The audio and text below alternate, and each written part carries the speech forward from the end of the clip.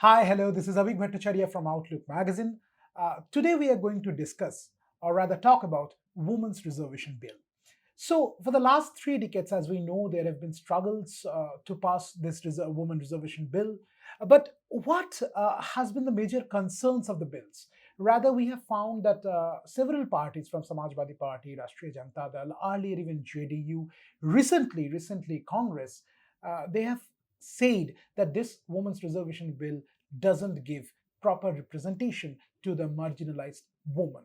That is, the OBC woman and the minorities. So, in this context, we have to understand there are two trajectories of the bill or the whole reservation scenario. Number one, as for the Women Reservation Bill is concerned, in its current form, it offers 33% reservation to the woman.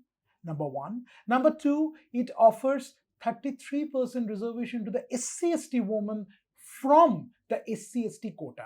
If we just break it down to understand it in a simple manner, then we get some numbers that in current Lok Sabha situation, there's 543 seats, among which 181 will be reserved for the woman, that is one third of it. And in current situation, 131 is the total number of the SC/ST seats, among which 44 seats will be reserved for the SC/ST woman.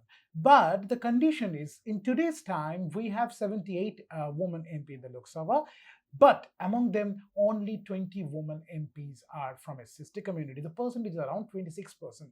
This percentage will remain intact. Why is it important? Because Mayawati, during 90s and even during the last few years, claimed it very clearly that the SC/ST quota should not be touched. What she rather said that the woman from the SC/ST community should be given some reservation from the total women's reservation chunk.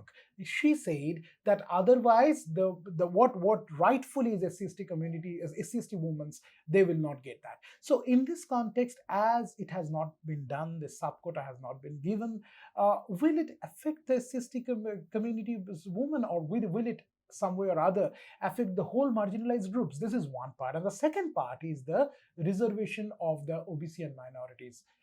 So, in this case, for the last 30 years, as I was just saying, that for 30 years, OBC reservation and the minority women reservation have been the major issue of concern.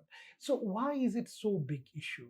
Because the point is, we don't have any caste census. We don't know the population of OBC. But if Mandal Commission is concerned, the Mandal Commission's point is to be taken seriously. Then we have 52%. At least in 90s, we had 52% OBC population. But recently, if I just go by the recent data of that's published in 2021 by the United District Information System for Education Plus, they take the school enrollment data, and what they do in this case, they just find out that what is the proportion of the OBCs in this case. And so they found out that 45% of the population is OBC. So this huge number of OBC population cannot be just denied the reservation the way it has been denied. And that's the major context of the debate. Even Mallikarjun Kharge yesterday said Sonia Gandhi is battling for this as well. So why is this government so feared of, rather any upper caste government has been feared of OBC communities or the minority communities in terms of giving them reservation?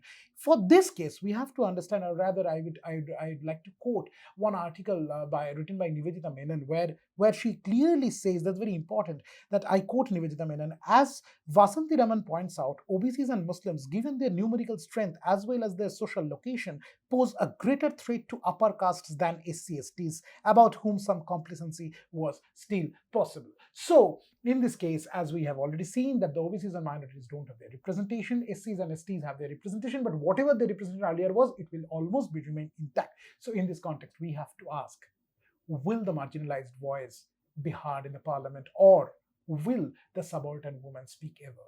For more, just click the link below.